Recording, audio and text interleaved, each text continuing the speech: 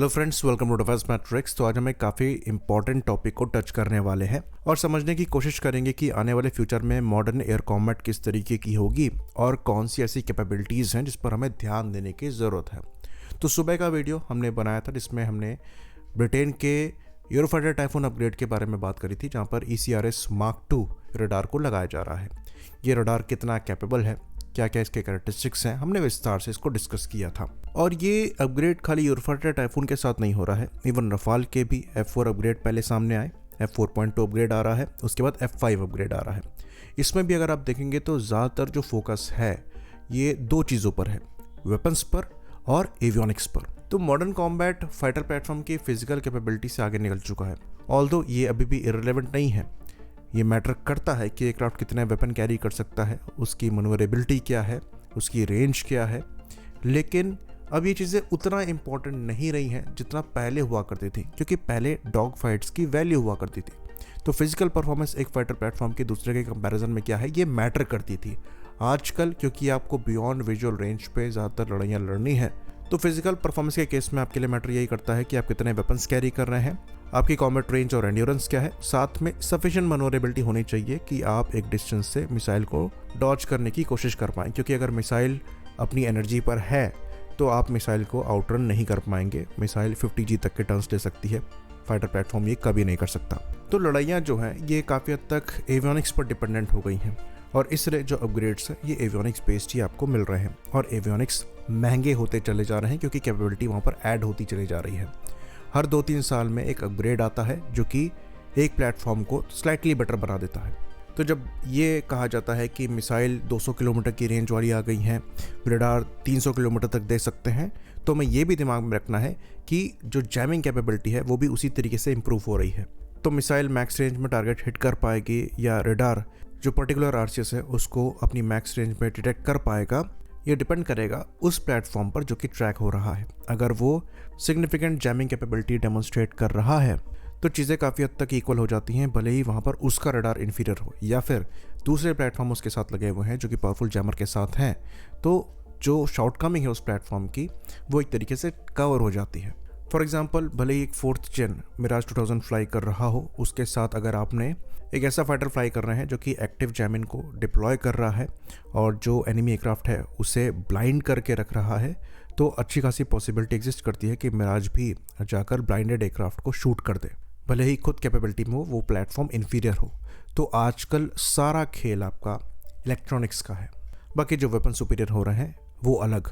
तो अब fighter to fighter comparison करना गलत होगा। आपको ये देखना है कि आपकी एयरफोर्स किस तरीके से अपने प्लेटफॉर्म्स का इस्तेमाल कर रही है, EW कैपेबिलिटी कैसी है, और इससे जो इम्पॉर्टेंट फील्ड है जिस पर हमें फोकस करना ज़रूरी है वो एडवांस रडार्स का बनाना है, एडवांस EW जैमर्स का बनाना है और एडवांस नेटवर्क कैपेबिलिटी को इस्टेब्लिश करना है जो कि फाइटर से लेकर मिसाइल तक में हो। तो जब ये कहा जाता है कि रफाल कैपेबल एयरक्राफ्ट है तो वो इसलिए नहीं कहा जाता क्योंकि वो एक certain air to air missile fire कर सकता है या फिर वो उसके पास एक AES रडार है या फिर वो बहुत मनोवरेबल है। वो इसलिए कैपेबल कहा जाता है क्योंकि कॉम्बिनेशन ऑफ सेंसर्स जो हैं वो उसे एक एफिशिएंट फाइटिंग मशीन बनाते हैं। आप ये कह सकते हैं कि रफाल का जो रडार है वो इतना पावरफुल नहीं है, पर स्पेक्ट्रा EW स्वीट उस कमी को कवर करने की कोशिश करता है। तो जो मल्टीपल PL-15s रफाल की तरफ फायर करी गई थी ऑप सिंदूर के टाइम पर, उसमें से कई जो हैं वो इसलिए कुछ नहीं कर पाई थी क्योंकि स्पेक्ट्रा की वजह से वो जैम हो गई थी। तो मैक्सिमम 200 किलोमीटर की रेंज पर अगर आप कहते भी हैं कि टारगेट को हिट कर सकती हैं, उसके बाद भी अगर आप टारगेट पर ट्रैक ही मेंटेन नहीं कर पाएंगे तो मिसाइल भले ही कितने प्रोपेलेंट के साथ हो ये वर्क नहीं करेगा। और वेस्टर्न प्लेटफॉर्म्स इसलिए सुपीरियर माने जाते हैं क्योंकि वो इलेक्ट्रॉनिकली काफ़ी स्ट्रॉन्ग है। और जब बात तेजस Mark 1A और JF-17 Block 3 के कंपैरिजन की आती है तब भी हमने ये पॉइंट सामने रखा था कि तेजस Mark 1A में आपको एयर टू एयर कॉन्फ़िगरेशन में एक जैमर ज़रूर मिलेगा जो कि प्लेटफॉर्म के साथ लगा होगा।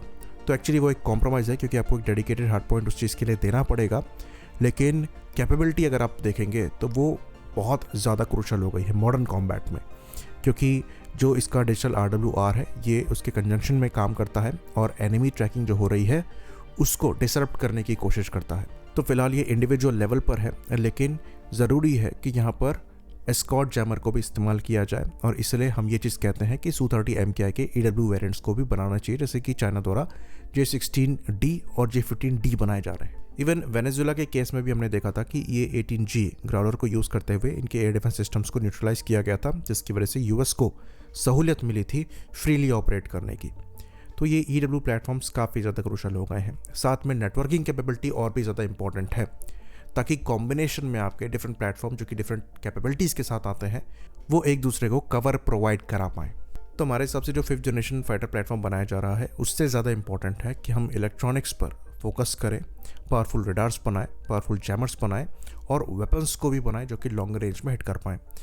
फॉर्चुनेटली हम इस डायरेक्शन में काम कर रहे हैं, लेकिन एक दो जगह कमियां हैं, जैसे कि तेजस मार्क 1 है, क्योंकि ये एक रेट्रोफिट है मार्क 1 पर, तो आपको जैमर बाहर कैरी करना पड़ता है, लेकिन मार्क 2 में भी यही चीज़ आपको देखने को मिलेगी। तो ये चीज़ एक प्लेटफॉर्म के सेल्फ प्रोटेक्शन स्वीट का पार्ट होना चाहिए, चाहे यहाँ पर एक्टिव सेंसर हो, पैसिव सेंसर हो, ये सब आपस में काम कर पाएँ ताकि ओवरऑल इफेक्टिवनेस बढ़ पाए।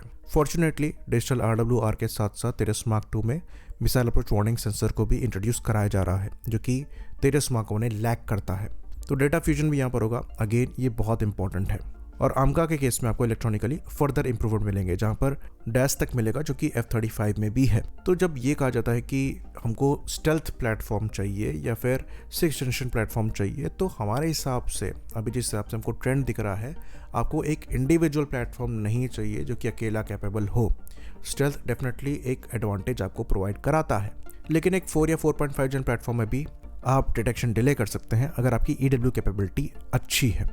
फिर उसके बाद कॉम्बिनेशन ऑफ अनमैन्ड सिस्टम जो है वो आपके सेंसर्स और वेपन कैरिंग प्लेटफॉर्म की तरह काम करेंगे। तो फ्यूचर कॉम्बैट पर्टिकुलरली एक 5th जनरेशन प्लेटफॉर्म पर ही डिपेंडेंट नहीं है या फिर किसी 6th जनरेशन प्लेटफॉर्म पर ही डिपेंडेंट नहीं है, ये सिस्टम्स ऑफ सिस्टम पर डिपेंडेंट है। और इसलिए जो मॉडर्न कॉम्बैट है ये कॉम्प्लेक्स और एक्सपेंसिव दोनों है। तो ये कैपेबिलिटी हमें डेवलप करनी पड़ेगी कि हम अपने खुद के फाइटर्स को इंडिया में ही अपग्रेड कर पाएँ। ये कंट्रोल हमें चाहिए, क्योंकि जैसे कि हमने बताया एवियोनिक्स के मामले में, सॉफ्टवेयर के मामले में जो अपडेट्स हैं ये हर 2-3 साल में आ रहे हैं, और अगर आप इनको नहीं करेंगे तो आपके एनिमी के पास एज आ जाएगा। और इसलिए जब नए रफाल डील की बात आती है तो हम हमेशा ये कहते हैं कि इस प्लेटफॉर्म पर हमारा कंट्रोल होना चाहिए। बाकी जो ऑलरेडी अवेलेबल प्लेटफॉर्म्स हैं जैसे कि Su-30M क्या है, उसको तो हम अपग्रेड कर ही रहे हैं, उस पर पूरा कंट्रोल हमारा रहेगा ही। साथ ही साथ अगर हम मिराज और MiG-29 को भी ऑपरेट करने का प्लान कर रहे हैं करीबन 10 या 15 साल के लिए भी, तो जिस कंडीशन में वो प्लेटफॉर्म्स हैं उनको उस कंडीशन में रखा नहीं जा सकता। तो भले ही आप मेजर अपग्रेड्स वहाँ पर ना करें, पर माइनर अपग्रेड्स आपको करने पड़ेंगे। तो एक जो अच्छा अपग्रेड हो रहा है वो ये हो रहा है कि मॉडर्न डेटा लिंक कैपेबिलिटी जो है इन प्लेटफॉर्म्स में भी इंट्रोड्यूस कराई जा रही है। दिख रहा है कि मिराज भी अपग्रेड हो रहे हैं, MiG-29 भी अपग्रेड हो रहे हैं, जैगवार्स भी अपग्रेड हो रहे हैं। पर साथ में भले ही बहुत पावरफुल ऐसा रडार ना लगाया जाए, पर इनको लगाना भी ज़रूरी है और जैमिंग कैपेबिलिटी को भी इम्प्रूव करना ज़रूरी है। होपफुली इस डायरेक्शन में हम आगे बढ़ें ताकि फ्यूचर कॉम्बैट के लिए हम तैयार रह पाएँ। आई होप इन्फॉर्मेशन यहाँ पर क्लियर रही हो। इसी बात पर इस वीडियो को हम ख़त्म करेंगे। लाइक करिए, सब्सक्राइब करिए। जय हिंद।